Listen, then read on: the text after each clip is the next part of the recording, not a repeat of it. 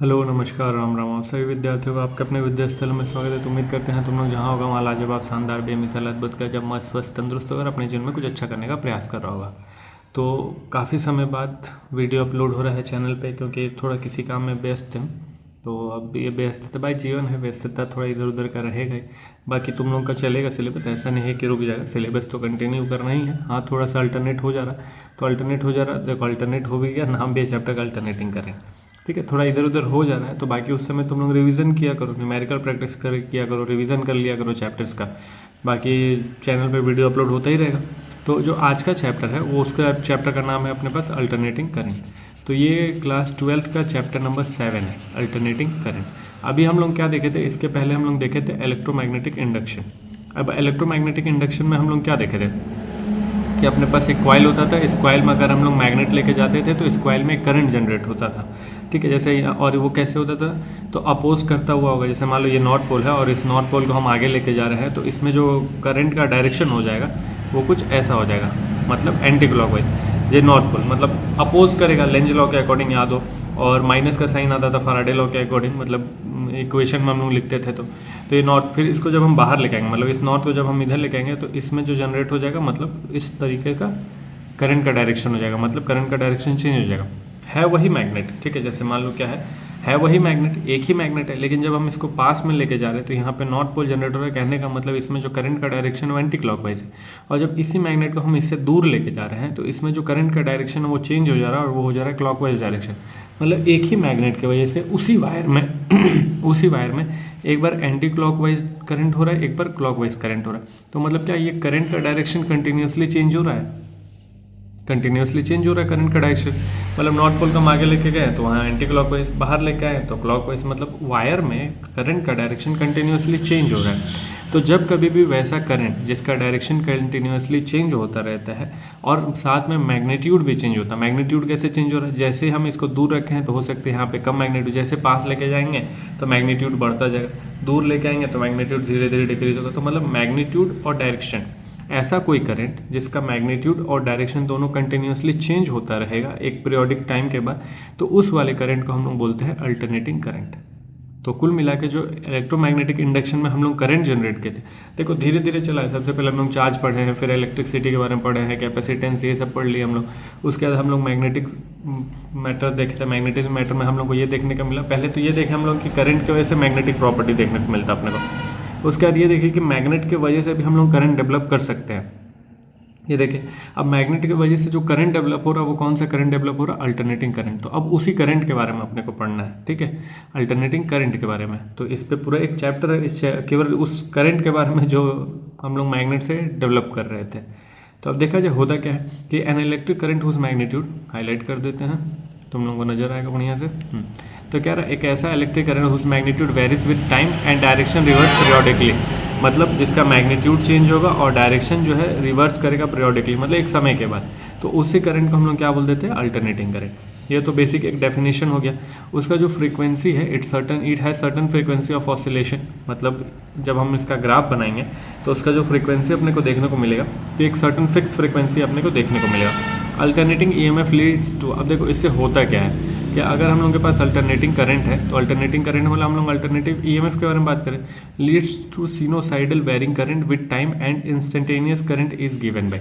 तो मतलब जब कभी भी अपने पास अल्टरनेटिंग करंट होगा तो जो ईएमएफ जनरेट होगा अपने पास, या फिर जो करंट अपने पास मिलेगा वो सिनोसाइडल मिलेगा। सिनोसाइडल कहने का मतलब साइन से रिलेट करता हुआ, मतलब जब कभी भी हम लोग करंट के बारे में बात करेंगे तो मतलब किस में, अल्टरनेटिंग करंट में, तो वो क्या मिलेगा, आई नोट। आई नोट क्या होगा, मैक्सिमम करंट। जैसे मान लो हम लोग इसमें देखेंगे तो जैसे ये था ना अपने पास, ये मैग्नेट था और ये अपने पास कॉइल था, तो जब हम इसको पास लेके जाएंगे तो एक ऐसा समय तो आएगा जिसमें मैक्सिमम करंट होगा।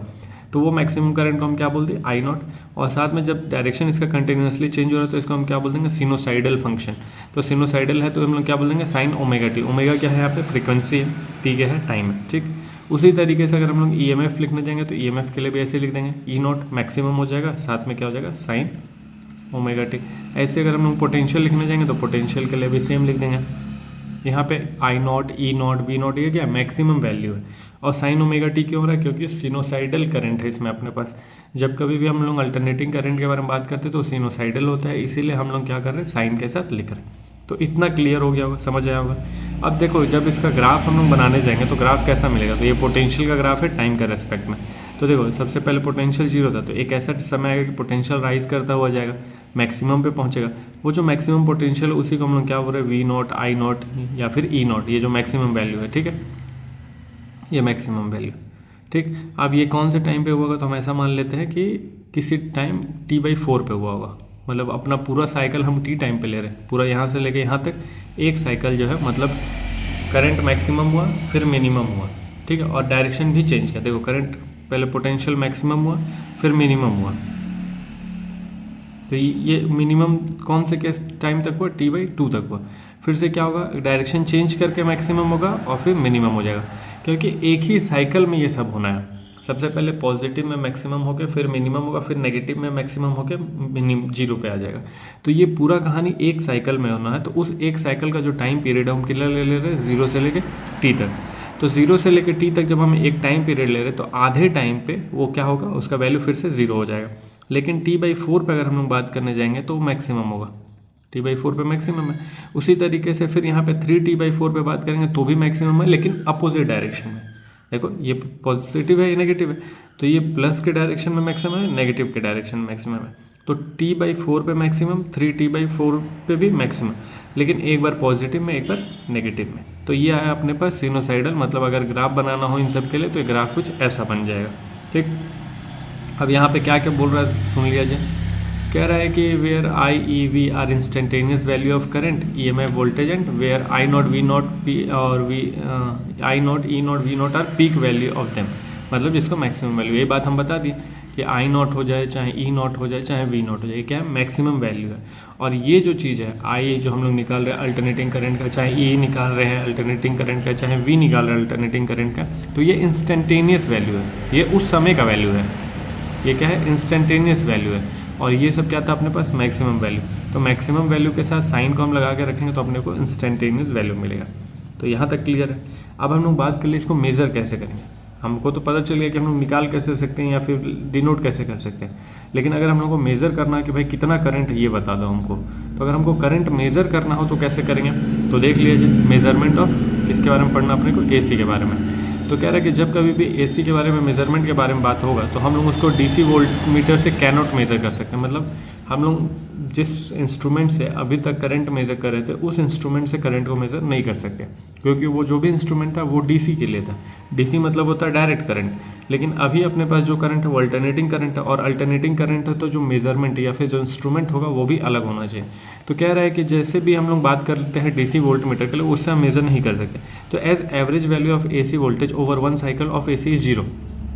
अब ऐसा क्यों नहीं मेज़र कर सकते, क्योंकि जब हम लोग बात करने जाएंगे एवरेज निकालेंगे, देखो इसके लिए अगर हम लोग को एवरेज निकालना है तो इसका एवरेज जो एक साइकिल के लिए आएगा वो 0 आएगा। लेकिन इसका मतलब ये तो नहीं है कि करंट है ही नहीं।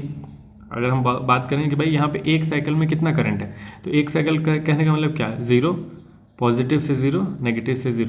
तो अगर एक साइकिल ये है अपने पास, जैसे मान लो ये ग्राफ है अपने पास, ये एक साइकिल हम कह दिए, यहाँ से शुरू होकर यहाँ पे ख़त्म, ये एक साइकिल है। तो इस एक साइकिल का अगर हम एवरेज निकालने जाएंगे तो एवरेज जो करंट आएगा वो कितना आ जाएगा, 0। अगर एवरेज करंट 0 आ गया तो इसका मतलब क्या, करंट ही नहीं है क्या सर्किट में, ये तो है नहीं, ये बात तो गलत हो जाएगा। तो इसीलिए अगर हम लोग बात कर लेंगे कि जब कभी भी हम लोग मेज़र करने जाते हैं एक साइकिल के लिए तो AC करंट आता है कितना, 0 आता है एवरेज उसका। तो इसलिए जो DC वोल्ट मीटर है source 0 when connecting to AC। तो जब कभी भी हम लोग DC वोल्ट मीटर को अल्टरनेटिंग करंट के सोर्स में लगाते हैं ना, तो अपने को रीडिंग कितना देता है, वो 0। लेकिन इसका मतलब ये तो नहीं है कि 0 है, कुछ ना कुछ तो करंट है ना भाई। तो उसी करंट को निकालने के लिए जो अपने पास तरीका है वो 2 तरीका है। तो हेंस AC वोल्टेज और current can be measured in 2 ways. वो कौन कौन सा है, तो एवरेज और मीन वैल्यू और रूट मीन स्क्वायर वैल्यू। तो कौन कौन सा है अपने पास मेथड, तो सबसे पहला है एवरेज या फिर मीन वैल्यू कह लें हम लोग, मतलब पूरे साइकिल का हम लोग एवरेज निकाल लें कि भाई एवरेज, वही एवरेज को हम लोग बोल देंगे इतना करंट है सर्किट में। या फिर हम लोग क्या निकाल रहे हैं, रूट मीन स्क्वायर वैल्यू निकाल लें एक साइकिल के लिए। तो हम लोग जब कभी भी एवरेज निकालने जाएंगे एक साइकिल के लिए तो कितना आएगा, 0। क्यों 0 आएगा भाई, देखो जितना पॉजिटिव में उतना नेगेटिव में, और पूरे साइकिल के लिए निकालने जाएंगे तो एवरेज कितना आ जाएगा, तो एवरेज आ जाएगा 0। तो जब कभी भी हम लोग एवरेज निकालेंगे तो हाफ साइकिल का एवरेज निकालेंगे, आधे साइकिल का एवरेज निकालेंगे, तो भी ये परफेक्ट नहीं है, ठीक है, क्योंकि हमको पूरे एक साइकिल के लिए निकालना। तो पूरे एक साइकिल के लिए निकालना तो हम लोग क्या निकालते हैं, रूट मीन स्क्वायर वैल्यू निकालते हैं। अब ये कैसे निकालते हैं, क्या मेथड यूज़ होता है, वही अब अपने को सीखना है। तो अब हम लोग निकालेंगे एवरेज या मीन वैल्यू किसके लिए, अल्टरनेटिंग करंट के लिए। तो अल्टरनेटिंग करंट का एवरेज वैल्यू क्या हो जाएगा, कैसे हो जाएगा, वो देखा जाए। तो पहले कहानी देख लिया जाए। कहानी क्या कह रहा, कहानी कह रहा है कि if average is taken over one cycle of AC it's value will be zero. जो भी हम बात किए कि अगर हम लोग एवरेज एक साइकिल का निकालेंगे तो वो जीरो हो जाएगा, क्योंकि जितना पॉजिटिव है उतना ही नेगेटिव है, तो एवरेज कितना आ जाएगा, जीरो। इसलिए हम लोग एक साइकिल का एवरेज नहीं निकालेंगे, हम लोग निकालेंगे half cycle. Therefore the average और mean value of AC is defined for half cycle. तो हम लोग हाफ साइकिल के लिए, हाफ मतलब ये जो अपने पास ग्राफ था, ये जो अपने पास ग्राफ है, इस ग्राफ में केवल इतने के लिए हम लोग निकालेंगे एवरेज वैल्यू, ठीक है। अब कह रहा है कि the average value of AC over half cycle is defined as the equivalent steady current which when pass through a circuit would send the same amount of charge in same time as in done by the alternating current in the same circuit in same time. तो ये क्या कह रहा है कि जो average value है AC का आधे साइकिल के लिए, उसको हम लोग किस तरीके से डिफाइन करें, तो वो करंट है, मतलब वो स्टेडी करंट है। अल्टरनेटिंग करंट नहीं बोल रहे हम क्या बोल, स्टेडी करंट है। Equivalent steady current which when pass through a circuit would send the same amount of charge in same time as is done by the alternating current in the same circuit in same time. कहने का मतलब क्या हो गया कि हम लोग अगर हाफ साइकिल के लिए बात करें तो इस अल्टरनेटिंग करंट को हम क्या मान लेंगे, एक स्टेडी करंट मान लेंगे। और ये जो स्टेडी करंट है, जितना अमाउंट ऑफ चार्ज सेंड करेगा, जितना अमाउंट ऑफ चार्ज भेजेगा किसी एक पर्टिकुलर टाइम में, वही amount of charge alternating current उसी टाइम में भेजेगा। समझ आया बात, नहीं आया? कुल मिला के स्ट्रेट और सिंपल ये है कि यहाँ पे ये साइकिल के लिए जो अल्टरनेटिंग करंट है, इसको हम लोग स्टेडी करंट मान लेंगे। स्टेडी करंट कहने का मतलब क्या कि वो कांस्टेंट है, वो डायरेक्शन चेंज नहीं कर रहा अपना। तो जब डायरेक्शन चेंज नहीं कर रहा, तो जितना अमाउंट ऑफ चार्ज वो भेज रहा होगा जितने टाइम में, वही सेम अमाउंट ऑफ चार्ज उतने ही टाइम में अल्टरनेटिंग करंट भी भेजेगा। ये मान के हम लोग इसको सॉल्व करेंगे, ठीक है। ये तो इसका डेफिनेशन हो गया। अब सॉल्व कैसे करेंगे, तो सबसे पहले तो अपने को मालूम होना चाहिए भाई कितना करंट है अपने पास। तो हम लोग को करंट को क्या लेना है, तो करंट को लेना है I is equals to I naught sine omega t. हम लोग यही करते हैं। तो ये करंट है with the amount of current flowing through an AC circuit. तो इतना करंट जो है क्या, I is equals to I naught sine omega t, इतना करंट जो है फ्लो कर रहा है किससे, एसी सर्किट से। और जो चार्ज हो जाएगा उसको हम क्या लेना पड़ेगा, तो चार्ज हो जाएगा डी क्यू, कितने टाइम के लिए, डी टी टाइम के लिए। तो अगर हम लोग बात करें let d q be the small amount of charge supplied by the source in small time d t. तो हम लोग जो स्टेडी करंट में बात करें, स्टेडी करंट में क्या बात करें है कि कुछ जो करंट होगा उस करंट में जितना अमाउंट ऑफ चार्ज जा रहा होगा जितने टाइम में, वही करंट अल्टरनेटिंग करंट में भी होगा, उतना ही अमाउंट ऑफ चार्ज उतना ही टाइम में। तो अगर हम लोग को करंट के बारे में बात करना है, तो करंट का फॉर्मूला क्या होता है, I is equals to D Q by D T. General formula यही तो ना चार्ज का, मतलब करंट के लिए चार्ज अपॉन टाइम। तो यहाँ से अगर हम लोग चार्ज का वैल्यू निकालने जाएंगे, क्योंकि हमको निकालना कितना चार्ज फ्लो कर रहा होगा, तो क्या हो जाएगा आई इंटू डी टी। अब ये जो भी कहानी हम लोग कर रहे हैं वो कितने टाइम के लिए कर रहे हैं, आधे टाइम के लिए, मतलब हाफ साइकिल के लिए कर रहे हैं। तो डी क्यू हो गया, आई के जगह पे लिख देंगे आई नॉट साइन ओमेगा टी, और साथ में हो जाएगा डी टी। ये जो भी बात हम लोग कर रहे हैं हाफ साइकिल के लिए बात करें, जैसे देखो यहाँ पे लिखा है कि total charge supply during half cycle. Half cycle के लिए अगर बात कर रहे हैं तो जो टाइम हो जाएगा, ये जो चार्ज है वो कितने टाइम के लिए, 0 से t/2 के लिए। तो मतलब जो भी हम लोग को निकालना है, जो क्यू चार्ज हो जाएगा, वो क्यू चार्ज, ये सब कहानी लिख के करना है तुम लोग, हम यहाँ पर डायरेक्ट डेरिवेशन करें। वो क्यू चार्ज किस टाइम के लिए है, तो डी क्यू वो है 0 से t/2 के लिए, ठीक है। कि हम कितना मान लें, इतना अमाउंट ऑफ चार्ज, क्योंकि पूरा चार्ज तो है नहीं, पूरा एक साइकिल के लिए नहीं, अभी भी हम इसको स्मॉल क्यू रखें। तो ये जो चार्ज है वो कितने समय के लिए, हाफ साइकिल के लिए है। तो हाफ साइकिल में कितना चार्ज होगा वही हम लोग निकालने जा रहे हैं। तो हाफ साइकिल कहने का मतलब टाइम क्या हो जाएगा, t/2। अब वैल्यू पुट कर रहे हैं 0 t/2, डी क्यू की जगह पे क्या हो जाएगा, I naught sine omega T D T, ठीक है। आगे फिर अब यहाँ से इंटीग्रेशन कर लें, तो आई नॉट तो बाहर आ जाएगा constant, integration of sign omega T करेंगे तो minus of cos omega T, और साथ में अपॉन में ओमेगा, और लिमिट क्या हो जाएगा 0 से t/2, ठीक है। ये हो जाएगा, माइनस को बाहर ले लेते हैं, ओमेगा को बाहर ले लेते हैं, तो क्या बचेगा अपने पास, minus of I naught upon में ओमेगा, और कॉस ओमेगा टी, और लिमिट क्या अपने पास 0 से t/2।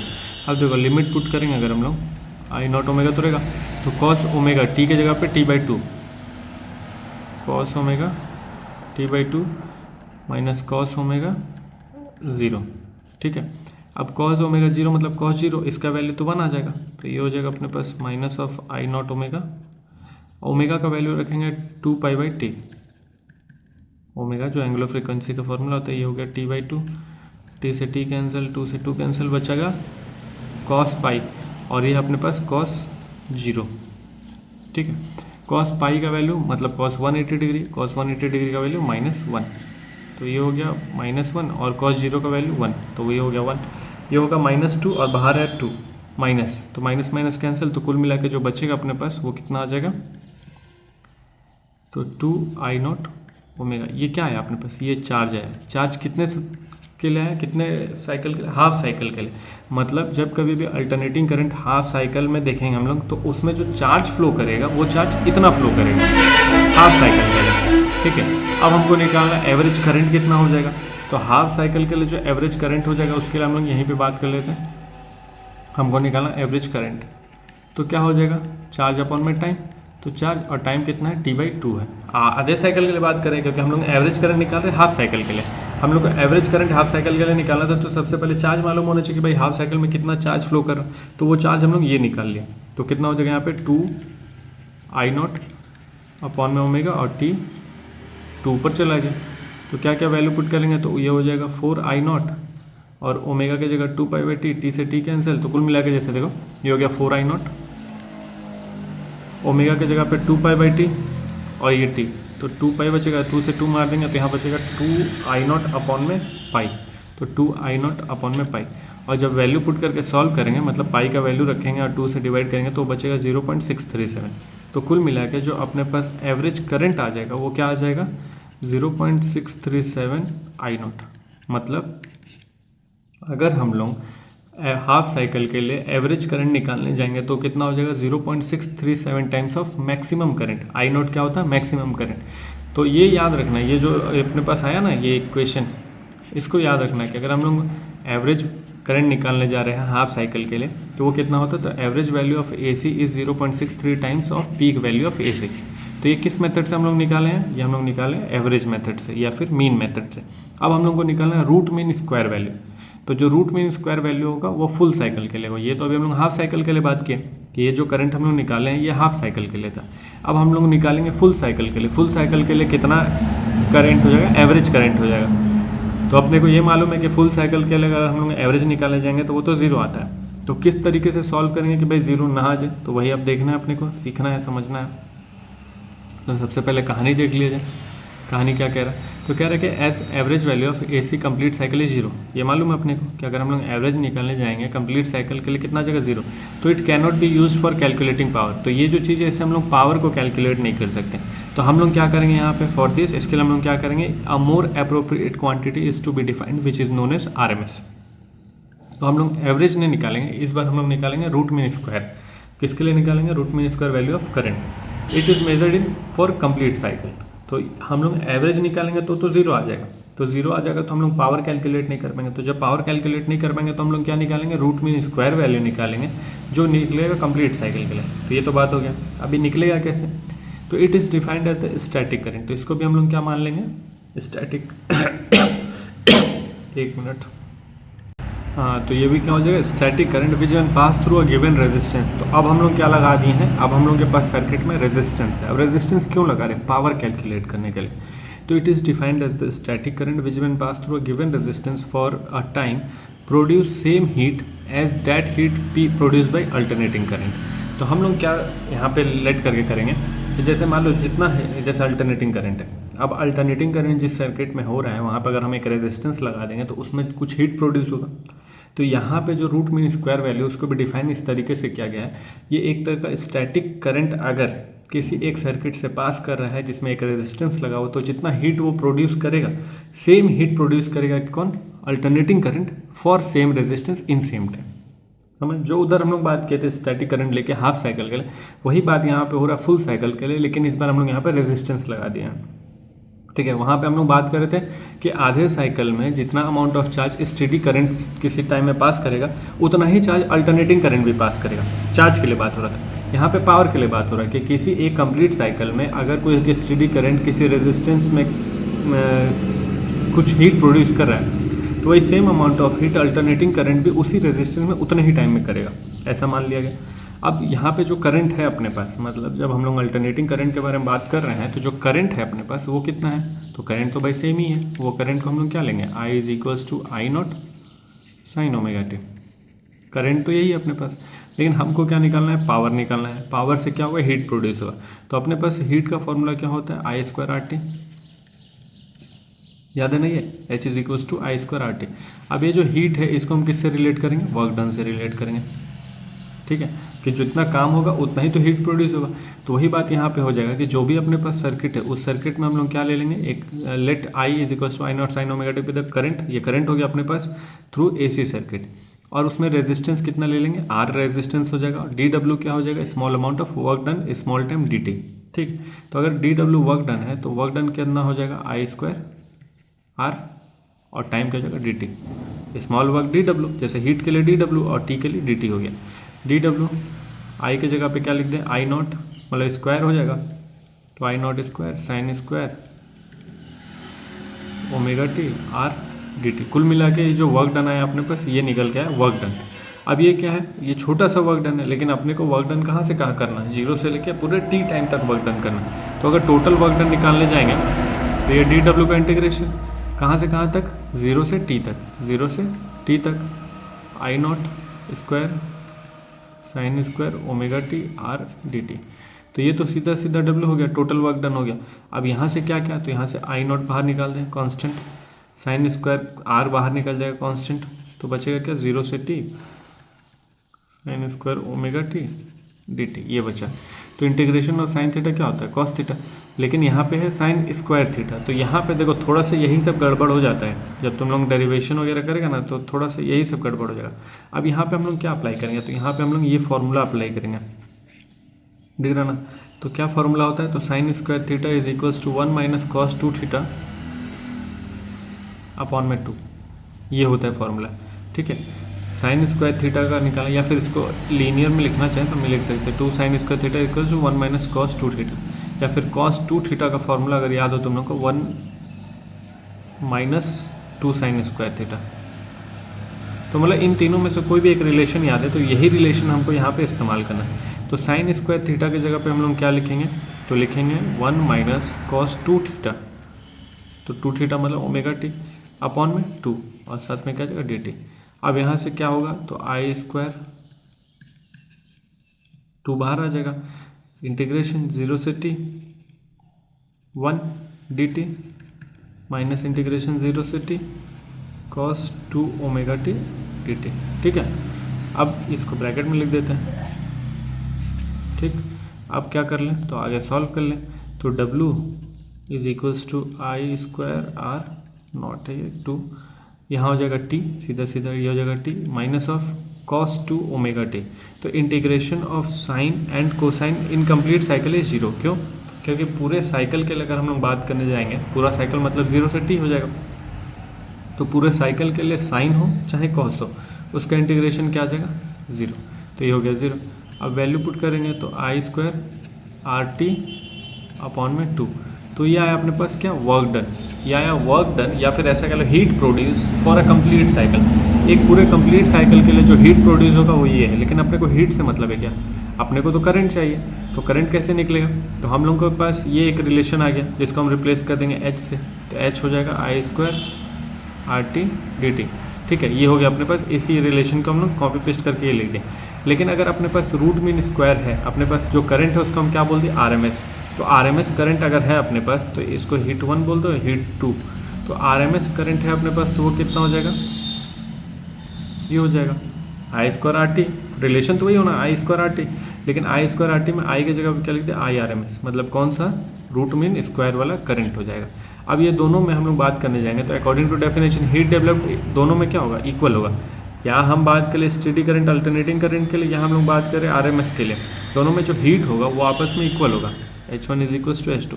तो जो दोनों का राइट हैंड साइड वाला इक्वेशन है वो भी इक्वल होना चाहिए। RMS तो RT से RT कैंसिल, कुल मिला के अगर हम लोग RMS का वैल्यू निकालने जाएंगे तो रूट मीन स्क्वायर करंट कितना है सर्किट में, तो IRMS is equals to under root. तो अंडर रूट में तो हट ही जाएगा, यहाँ बचेगा केवल √2। अब इसका वैल्यू अगर हम लोग पुट करें √2 का वैल्यू मतलब 1/√2 का वैल्यू जब पुट करेंगे हम लोग मतलब सॉल्व करेंगे तो जो अपने पास IRMS करंट निकल के आएगा वो आ जाएगा 0.707 I0। तो ये अपना एक और रिलेशन निकल के आ गया। तो ये जो रिलेशन आया है किसके लिए आया है, रूट मीन स्क्वायर आया है। रूट मीन स्क्वायर किसके लिए बात करता है, पूरे एक कंप्लीट साइकिल के लिए बात करता है। तो अगर हम लोग बात करने जाएंगे कि अल्टरनेटिंग करंट पूरे कंप्लीट साइकिल में पीक वैल्यू से क्या रिलेट करेगा, तो वो रिलेशन ये हो जाएगा। और जो रिलेशन करंट का है वही रिलेशन ईएमएफ का हो जाएगा, वही रिलेशन पोटेंशियल का हो जाएगा।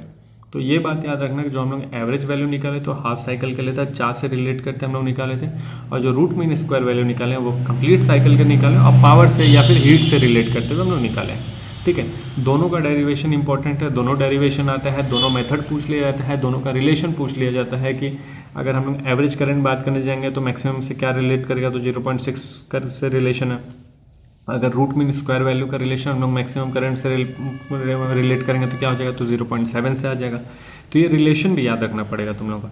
और वही चीज़ यहाँ लिखा है कि जो RMS वैल्यू है करंट का वो 0.70 टाइम्स है पीक वैल्यू ऑफ करंट। ठीक है, वो एवरेज था, ये RMS है। बेस्ट मेथड कौन सा है, RMS वाला। ठीक है, तो उम्मीद करते हैं कि जो भी आज हम लोग डेरिवेशन किए हैं दो मेथड से हम लोग अल्टरनेटिंग करंट निकालना सीखें कि अगर एक कंप्लीट साइकिल में, या फिर हम लोग ऐसा करें कि अगर हम लोग को अल्टरनेटिंग करंट का वैल्यू निकालना है तो वो क्या हो सकता है। तो एक हाफ साइकिल का निकाले, एक फुल साइकिल का निकाले। हाफ साइकिल वाले को एवरेज बोले हैं, फुल साइकिल वाले को रूट मीन स्क्वायर वैल्यू बोले हैं। ठीक है, तो उम्मीद करते हैं जो भी था आज समझ आएगा। बाकी इसके बाद जो वेव डायग्राम है, फेज डायग्राम है, तो ये सब हम लोग कल देखेंगे, कल मतलब नेक्स्ट वीडियो में देखेंगे।